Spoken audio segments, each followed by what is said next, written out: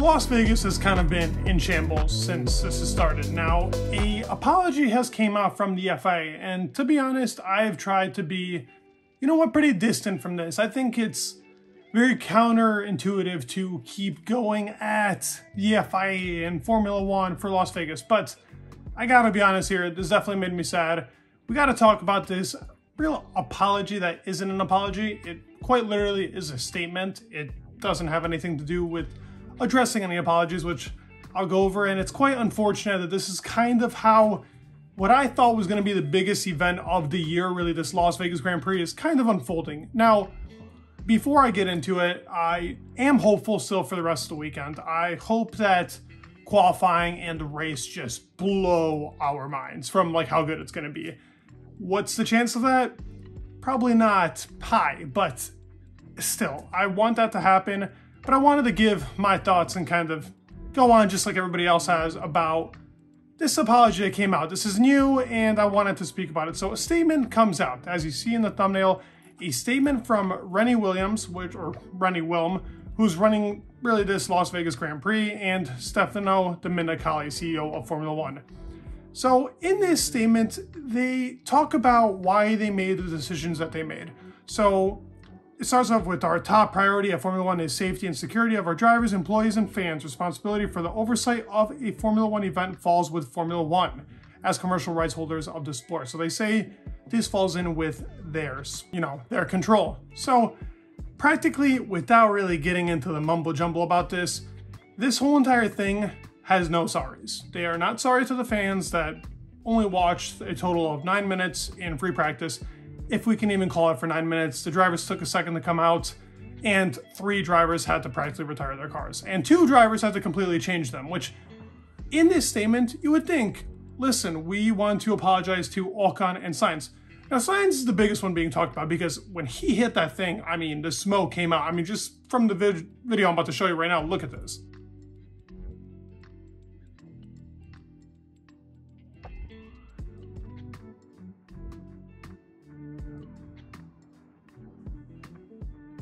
And the sound was just ridiculous. Like, he really hit this thing. And when I first saw it, off initial thought, I'm like, drain pipe, we've heard it here before.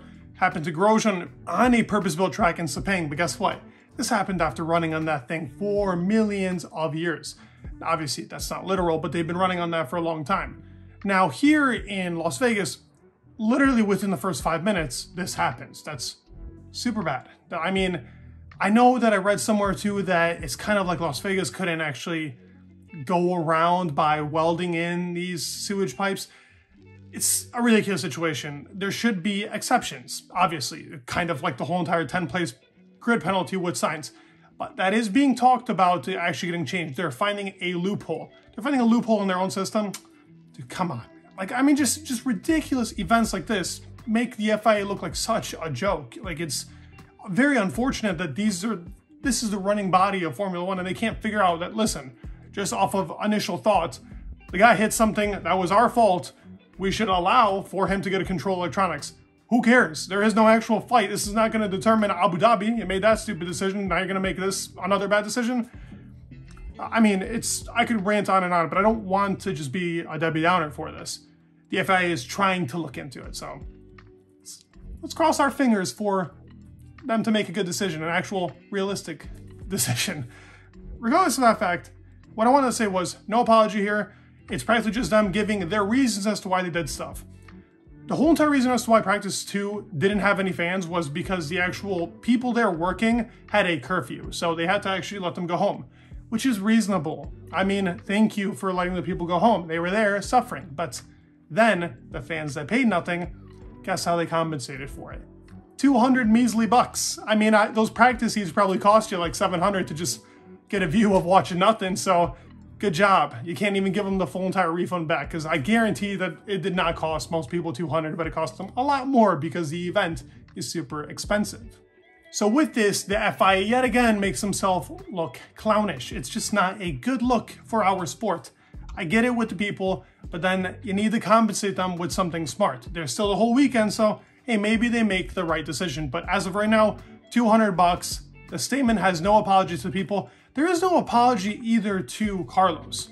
Now with the track, it's tricky because they keep closing this track and opening the track so people can go on the strip for people to work. They're trying to make it work, but doing that is now kind of putting the track in a troubled state because now we have issues like this.